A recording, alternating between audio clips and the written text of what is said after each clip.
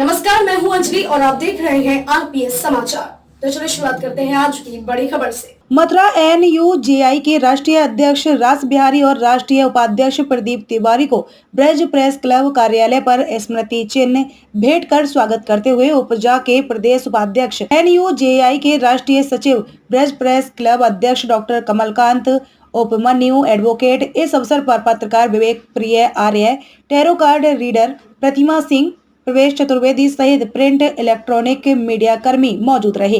देखिए आरपीएस समाचार bureau chief Krishna Gupta के साथ। अब राष्ट्रीय अध्यक्ष जी और राष्ट्रीय उपाध्यक्ष जी, मैं खुद भी हैदराबाद में परसों से कार्यक्रम होगा, उसमें वहाँ के पत्रकारों से चर्चा हुई, सम्मेलन है। तो हम सब आपने उद्देश्य बताया कि एक तो पत्रकार सुरक्षा और एक रजिस्टर बने जिसमें सबकी एंट्री हो। एक पुलिस, एक होमगार्ड भी भर्ती होता है ना, उसकी भी योग्यता और चरित्र प्रमाण पत्र होता है।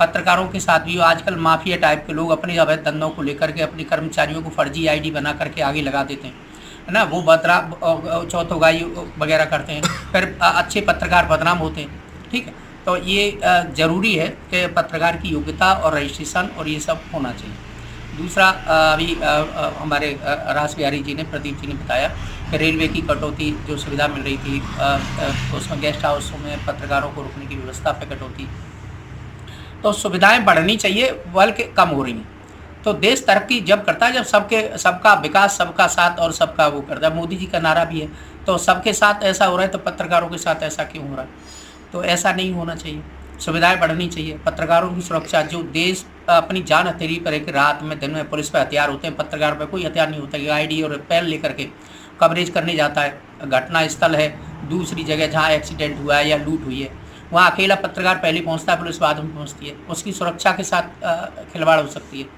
तो ये सारे मानक हैं, उनको सुविधाएं मिलनी चाहिए जो वैधानिक हैं, ज़रूर मिलनी चाहिए। तो ये सब विचार हो रहा है, बात हो रही है। जैसा कि राष्ट्रीय अध्यक्ष जी ने कहा, फेक न्यूज़ पे अभी राष्ट्रीय अध्यक्ष जी कई चैनलों पे, इनकी पूरे दिन की चैनलों ने डिबेट की कि भाई आप ना किसी से, मान लो किसी आदमी से अपना प्रोपोगंडा फैलाने के लिए उससे पैसे ले लिए, तुमने एक फेक न्यूज़ और फिर सॉरी कह दी, सॉरी वाली दूसरे एपिसोड में आई और फेक न्यूज़ चल गई दूसरे एपिसोड में, तो उद्देश्य बदल गया ना। और आदमी तो उसे चलाएगा जो उसके मतलब की होगी।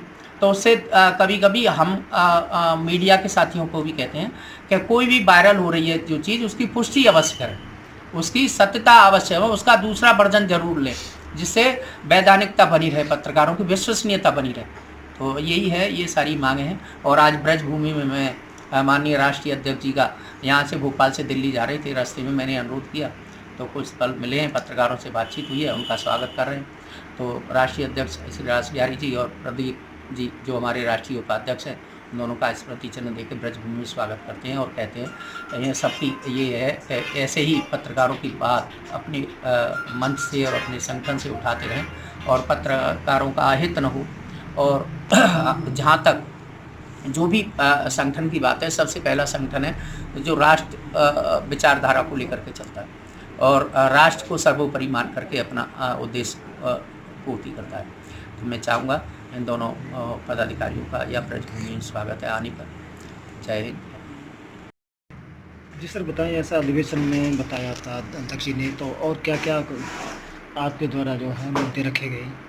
देश का सबसे प्रतिष्ठित पत्रकार संगठन एनयूजेआई का अभी 6-7 को राष्ट्रीय अधिवेशन मध्य प्रदेश के भोपाल नगरी में हुआ। देश के लगभग 200 पत्रकारों ने शिरकत की थी और प्रदेश के 100 पत्रकारों ने हमारे कार्यक्रम में हिस्सा लिया था।